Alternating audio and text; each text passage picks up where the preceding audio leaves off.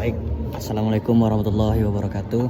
Perkenalkan, nama saya Adi Ananda Setiabudi dengan akhir NIM 61. Jadi kami dapat tugas, yaitunya bikin tugas video tentang manajemen strategik. Nah, saya ambil bukunya itu dari Perpus di UIN, karangan Profesor Haji Sidang P. Siagam MPA. Nah, jadi bagaimana materinya nanti akan saya jelaskan. Nah, materi yang pertama tuh kita pengertian manajemen strategik. Jadi manajemen strategik itu adalah pendekatan yang sistematis dalam merencanakan, mengimplementasikan, dan mengevaluasi langkah-langkah utama yang diambil oleh sebuah organisasi. Tujuannya untuk mencapai tujuan yang panjang, jangka panjang.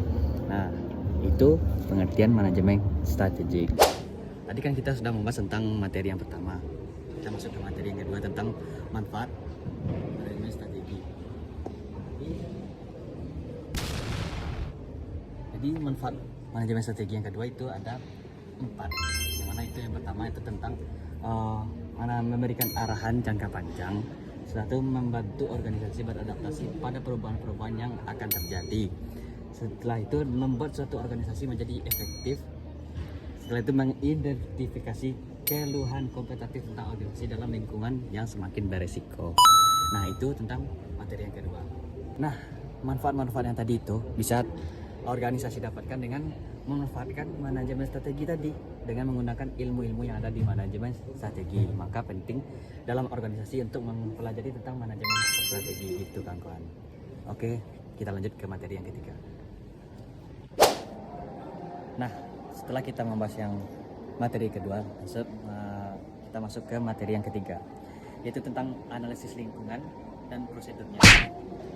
Jadi dalam analisis lingkungan itu dalam manajemen strategi ada 2 bagian, yaitu internal dan eksternal. Pertama kita bahas dulu tentang apa itu tentang analisis lingkungan.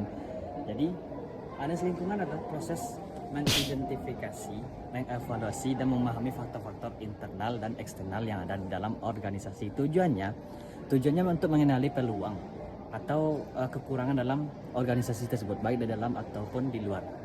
Nah, tadi kan ada 2 bagian. Kita masuk dalam bagian yang pertama dulu, dan yaitu tentang bagian eksternal. Jadi bagian eksternal ini yaitu bagian di luar organisasi. Namanya juga eksternal, jadi di luar organisasi. Nah, faktor-faktor yang mempengaruhi yang ada di luar organisasi itu bisa kita pakai mode pastel, yaitu politik, ekonomik, teknologial, dan environmental, dan legal. Nah, itu tentang eksternal. Jadi kita masuk bagian yang kedua, yaitu tentang internal, yaitu dalam organisasi, bagian dalam. Nah, di dalam bagian dalam atau internal itu menilai kapabilitas dan sumber daya organisasi untuk menentukan kekuatan dan kelemahan, yaitu dengan menggunakan analisis SWOT. Yaitu SWOT itu adalah strength, weakness, opportunities, dan threats. Kekuatan dan kelemahan dan peluang. Jadi kalau dalam keorganisasian, jadi kita menggunakan analisis, yaitu analisis SWOT tentang gimana peluang kita, apa yang kita punya, di mana ke titik kelemahan kita. Jadi kita analisis itu sebelum mengumpulkan strategi. Nah, setelah kita membahas tentang eksternal dan internal tadi, jadi gimana cara untuk mengeksekusinya atau prosedurnya? Itu ada dengan 5 cara. Itu yang pertama, itu dengan pengumpulan data, pemetaan faktor strategis, evaluasi dampak, perumusan strategi, dan pemantauan dan penyesuaian. Nah, itu tentang materi 3. Mungkin selanjutnya kita akan masuk ke dalam materi yang keempat. Nah, setelah kita membahas materi yang ketiga yang tadi itu tentang apa tadi? Analisis data. Nah, kita masuk ke dalam penentuan dan menetapkan arah perusahaan. Jadi kita bahas dulu apa itu pengertian dan arah perusahaan. Jadi arah perusahaan adalah panduan utama yang menetapkan tujuan jangka panjang, posisi yang ingin dicapai, dan jalur tindakan strategis agar perusahaan bergerak secara konsisten dan ke visi misi yang telah ditetapkan.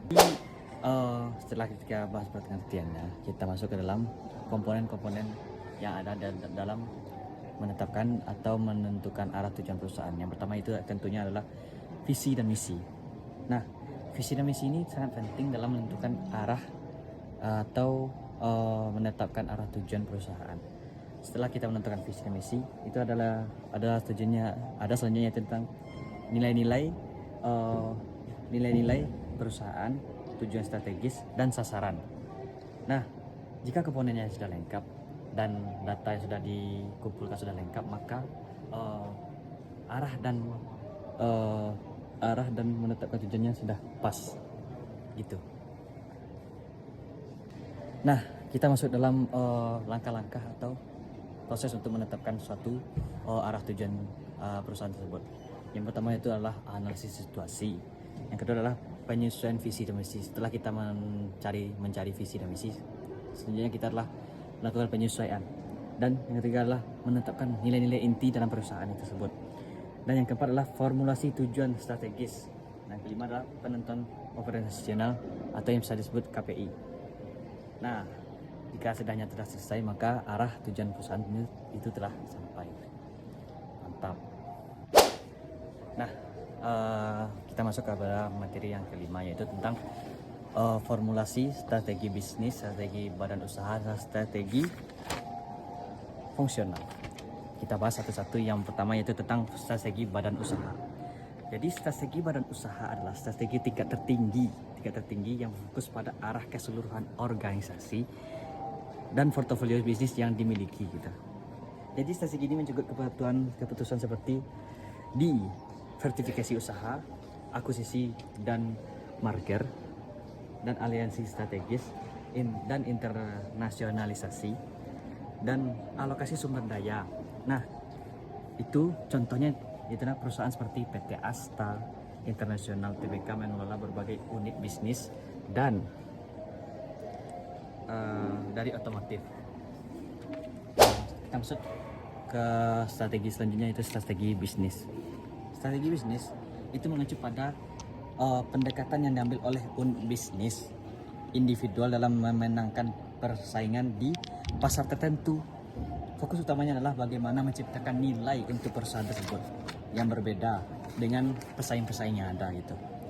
Contoh unit bisnis seperti sepeda motor yang seperti kita tahu itu banyak, ada Honda, Yamaha, Kawasaki, Toyota, namanya lagi gitu. Nah, jadi dia punya strategi-strategi masing-masing di dalam setiap brand masing-masing itu.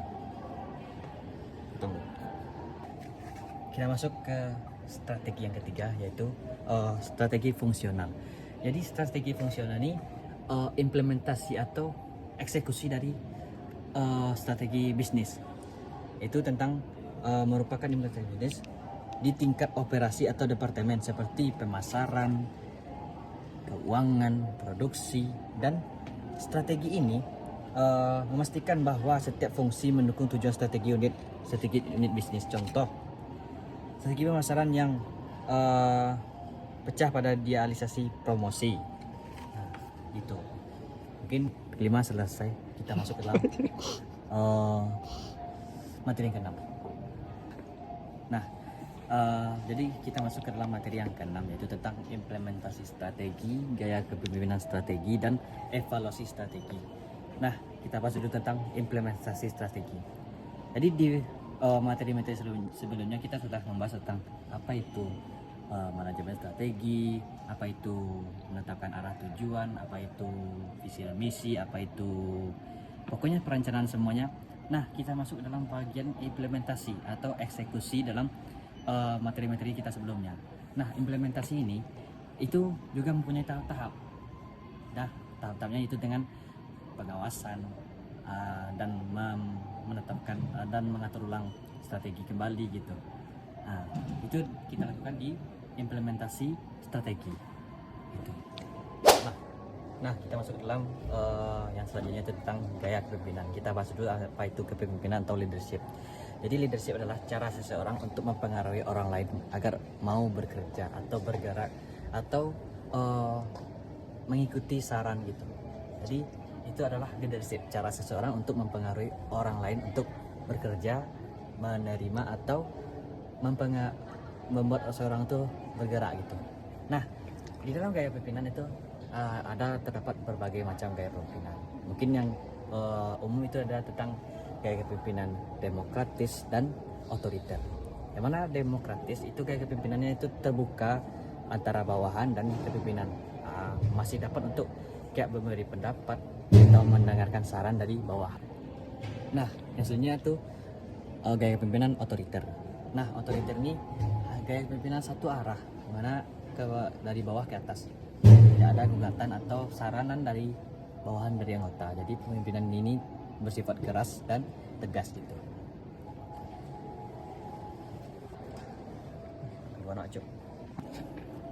Nah, jadi kita masuk ke dalam evaluasi strategi.